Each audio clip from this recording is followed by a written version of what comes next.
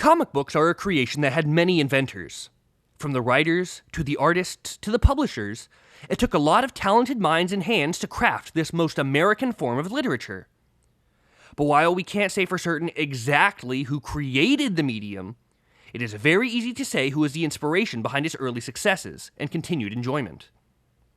But before I name this person, who, by the way, never gets his just due, but I will get into that later, let us look at comic books' two earliest superstars. In 1938, we got Jerry Siegel and Joe Shuster's Superman, for all intents and purposes the first modern superhero. And before that, we got Lee Falk's The Phantom, the first masked comic book hero. Both characters are awesome. Superman is my favorite hero of all time, and The Phantom is probably my number 3. After The Thing, naturally. But these characters, who so revolutionized four-color adventure stories, were not new concepts. Let me explain. A man who alights on a new planet, with a lesser gravity endows him with prodigious leaping abilities and strength far beyond normal man, who uses his powers for the good of a world. No, I'm not talking about Superman.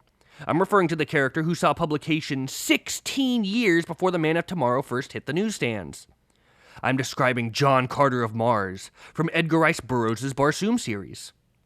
Or this, a man whose family was shipwrecked, and who was thereafter raised in the jungle, where he became a feared and respected force for good. Nope, not The Phantom. Tarzan of the Apes, created by Edgar Rice Burroughs a full 14 years before Lee Falk's greatest creation. It goes beyond that, but I'll save the laundry list of influences for later in the video. For now, suffice to say that everyone who had made strides in science fiction storytelling owes a debt to Edgar Rice Burroughs. But Burroughs never gets his just due. You see, none of his contributions are ever talked about. Burroughs is looked at as an afterthought, if he's ever mentioned at all. As a notorious bookworm, I not only read a wide variety of books, I often read books about books. And if there's one thing they all have in common, it's a disdain for pulp writers like Robert E. Howard and H.P. Lovecraft, but especially for Edgar Rice Burroughs. Known by the general public as the guy who created Tarzan, even Tarzan is known primarily for Johnny Weissmuller's very entertaining but highly inaccurate portrayal of Lord Greystoke. And beyond that, Tarzan is just said to be a take on Rudyard Kipling's The Jungle Book. Anyone who had actually read these stories would see the similarities are only surface deep. These blister-brained bozos don't take into consideration all that Burroughs wrote. The dazzling concepts and novel ideas, the excellent execution of those ideas, and the incomprehensible influence they had on future writers. And don't get me started on the lack of respect Burroughs gets on bookstore shelves. For too long has the greatest American novelist been ignored and laughed at by literature snobs who are afraid of overturning the community apple cart and scrutinizing the accepted norms.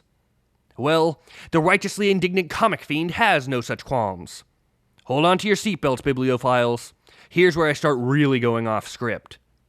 Burroughs, not the oft-praised H.G. Wells or Jules Verne, is the true father of modern science fiction. Verne and Wells are good authors, and I will take nothing away from them. But they were idea guys much more than they were writers. They had awesome concepts. Crazed submarine captains, Martians attacking Earth, a world inside our world. But if we're going to be honest, they wrote average stories about them at best. I'm not trying to take away any respect they deserve, but I am trying to take away the praise that has been unjustly given to them. Their writing isn't that great. The characters are flat and passive, doing nothing but reacting to the situations around them. Look at the main character from War of the Worlds. All he does is run across England and sleep, worrying about the chaos around him. Wellesian and Vernian protagonists are not heroes in any sense of the word. They're more like voyeurs. Beyond that, the stories meander far too much, filling pages, sometimes chapters, with superfluous details that offer nothing to the overall tale. What these authors had going for them is their ability to come up with wild concepts in an age where no one else was doing it. And the books are enjoyable. They deserve all the credit in the world for that. But the fathers of modern science fiction? Give me a break. Burroughs, on the other hand, has dynamic men of action, risking life and limb in tales of bombast and daring-do, all in a backdrop of strange worlds on Earth, in the Earth, or on various other planets. Burroughs, not Verne or Wells, did this, and this is much truer to the modern definition of a science fiction story. I look at it this way. The roots of punk rock music had been around for a while before the Ramones came onto the scene. There were Iggy Pop and the Stooges, the MC5, the New York Dolls. But these are considered proto-punk. I'm not sure why exactly, and I don't really care at the moment. My point is this: they are not considered punk. They are the genre's forebears, inspiring and paving the way for who came later, starting with the Ramones, who, by their musical stylings and unmatched influence, are considered the first true punk rockers. On an unrelated side note, the best punk rockers and the best band is the Misfits, but I digress. I feel that this line of thinking should also apply to science fiction. Wells and Verne are proto-sci-fi, paving the way for future writers. But science fiction as we know it today truly came alive in 1912, when Burroughs first published A Princess of Mars in the pages of All Story magazine under the name Under the Moons of Mars, and then was later compiled in novel form in 1917. In his many series, be it John Carter of Mars, Carson of Venus, Pellucidar, Tarzan, Castback, or any others, he created entire worlds populated with various beings, human, beast, and somewhere in between, with rich histories, cultures, and customs that are equal parts fantastic and highly thought out. But his writing style was such that it didn't feel like he wrote an essay describing a culture, then just placed that into the text of his story, giving the readers pages and pages worth of information that quickly goes over your head. Burroughs' writing is like poetry. Everything has its place. Nothing distracts you from the story at hand. He gives you enough description of scenes or people to let you understand what he is saying before he moves on. He doesn't get bogged down in describing every species of fish a character sees. Again, I like Jules Verne and understand why he made the literary choices he made in the era he made them. Where else would the average reader find out so much about the bottom of the sea? But that doesn't mean they don't make his novels move at a snail's pace. And that isn't what science fiction is known for: slow, meandering stories. Science fiction is full of radical concepts and fast-paced action. That's what Burroughs invented. Science fiction with active heroes. In other words, modern science fiction. Here I'm going to briefly talk about the wild concepts he came up with and how others have used them. In Star Wars, George Lucas used the term Padawan to describe a young student or soldier, where Burroughs had the Barsoomian word Padwar, which roughly translates to lieutenant. Quite similar. Too much of a stretch for you, though? Lucas also stole the word Sith from the book Warlord of Mars, which makes his use of Padawan seem a little less coincidental. The Marvel Comics African tribe of Wakanda? That was taken from the Wakandas, the African tribe in the novel The Man-Eater.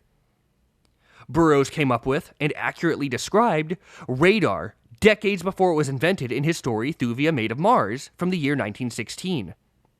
Jules Verne is looked at like Nostradamus for writing about a submarine in the late 1800s, but people fail to realize that submarines were already invented by then. They were used in the Civil War, for crying out loud. Concepts like the relativity of time, not given much thought until decades later, were integral parts of his Pellucidar series, which began in 1914. Artificial intelligence and robotic men? Before Isaac Asimov, there was The Swords of Mars, discussing these concepts in depth. Drones and the science behind practical invisibility? A Fighting Man of Mars. And Tolkien? Don't make me laugh. Burroughs perfected fantasy when Tolkien was still in short pants. And much of Tolkien's world and characters came from European folklore. Burroughs came up with it all from his own imagination. He was Stan Lee before Stan Lee, but even more so. These are but a few of countless examples of heavy inspiration or outright swiping from Burroughs. But let's talk about concepts that he came up with that people still haven't stolen. Concepts still radical in the year 2023. In The Chessmen of Mars, we are introduced to the races of the Rykors and the Kaldanes. The Rykors are headless humanoids who wander around aimlessly. The Kaldanes, on the other hand, are crab-like beings with human heads that mount themselves on top of the Rykors, using their crab-like appendages to operate the body. This ghastly concept was created in 1922. In the novel At the Earth's Core, the first of his Pellucidar series, we are introduced to the world inside our world. Verne did that first. Not quite. You see, in Burroughs' tale, Pellucidar is a world that takes up the inside of the globe. Look at it this way. On the outside surface of the Earth, there is our world. 500 miles in, the Earth is hollow, and on the inside surface of the sphere is a whole other planet. But strangely enough, whereas most of the surface world is water, the reverse is true of Pellucidar, meaning that Pellucidar actually has more landmass than we do.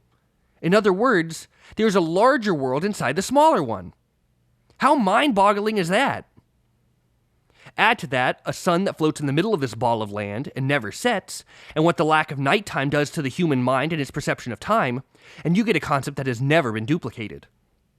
The age-old concept of I think, therefore I am was perfectly illustrated by the phantom bowmen of Lothar and Thuvia made of Mars, who are visual manifestations of warriors sent out from a man's mind to fight battles for a dying race with too few warriors to actually defend itself. But how could mere phantoms kill anyone? With the power of suggestion. If your brain convinces itself that an arrow pierces your heart, what more is there to keep you alive? In fact, this whole novel is full of metaphysical and psychological commentary years ahead of its time. And, where have I heard the name Lothar before? Oh, that's right. Lothar is the name of Mandrake the Magician's black manservant. I wonder where Lee Falk thought to get that name. Phantom Bowman of Lothar? A little fishy. And the book The Synthetic Men of Mars also pushes the envelope of science fiction and horror. But I won't talk about that one, because anything I say would spoil it, and because so much of it is so nightmarish and ghastly. Ugh. Those are just the things authors and society took from him. That doesn't even include the countless authors, like Ray Bradbury, and scientists like Carl Sagan, who credit Mr. Burroughs as one of, if not the, biggest inspirations of theirs. And let's look at an aspect of Burroughs' writing that has nothing to do with concept, but in execution. He writes in the first person and the third person equally well, depending on what that story needs, a feat many writers struggle with, further showing the mastery of his craft. Burroughs told adventure stories, page-turners that demanded to be read in one sitting for the reader's sanity. And as much as I love Robert E. Howard and Conan the Barbarian, he is the second best when it comes to savage men of action. Burroughs' writing quality is unmatched, and what's more, the quality did not impede on the quantity. All told, Burroughs wrote over 100 novels in various genres. Aside from science fiction and action-adventure, he wrote romance, westerns, and crime. I can hear you now. Okay, Burroughs is great, but what does this have to do with comics? The answer is a lot. In my eyes, comic books and superhero stories are, for the most part, a subgenre of science fiction. Let's look at it like this. Detectives like Edgar Allan Poe's C. Auguste Dupin, Sir Arthur Conan Doyle's Sherlock Holmes, and Agatha Christie's Hercule Poirot had numerous stories. But it was the pulp writers and their characters, with Burroughs at the forefront, who showed action-adventure, sci-fi, and fantasy characters could have the same level of longevity and series potential. Let me illustrate how this fits in with comics. A man, bitten by a radioactive spider, gets extraordinary abilities? That's sci-fi. But without the Burroughsian influence that said, this guy can be a hero with multiple adventures, it's likely that Spider-Man, had he been invented at all, would have been a one-off story about a man, likely in England, who is upset that he has been given spider-like powers in a horror story that probably took place in one room. Had there been any high drama, it would certainly not have been propelled by Peter Parker. Again, cool concept, but not executed to its full potential. A group of genetic mutants who were outcasts of society. Many people could have come up with that. But I believe without the example of Barsoom, which had 11 novels, and Tarzan, who had 24, the X-Men wouldn't have gone beyond a single adventure, and most certainly wouldn't have been action heroes. Burroughs showed, through his prodigious series-driven output, that an action-adventure hero can have many tales, that they didn't have to be one-and-done characters. And don't get me started on the concept of the shared universe, another literary tool that, if Burroughs didn't invent, he certainly helped popularize. As you can see, the very backbone of comic books, serialized adventures of heroes in science fiction settings, was created almost solely by Edgar Rice Burroughs. Why is he never given his just due? This short video essay has just scratched the surface of everything he has done for literature, but it serves to illustrate my point. Well-written tales of true good versus true evil, a literary output to put anyone to shame, more new concepts than any dozen other writers could come up with, incalculable influences in numerous genres, and all the while being the very best at everything he wrote, Edgar Rice Burroughs is the greatest author of all time, and without him, we would not have comic book storytelling the way it is today. If you would like to read his stories, you can find them on Amazon, or even for free on the website Project Gutenberg. There really is no excuse why you should go another day without familiarizing yourself with this oft-overlooked American treasure. God bless Edgar Rice Burroughs. 2 final thoughts before I finish. Thoughts that are important, but have no place to fit in this video essay. 1. If you love yourself even a little bit, do not watch either live-action John Carter movie. They are insults to Burroughs, his characters, and you, the viewing audience. And 2. John Carter's lovely princess is named Deja Thoris. Not Deja, not Deja, Deja. Burroughs himself cleared this up during his life. I have spoken. I thank you very much for listening. Until the next video!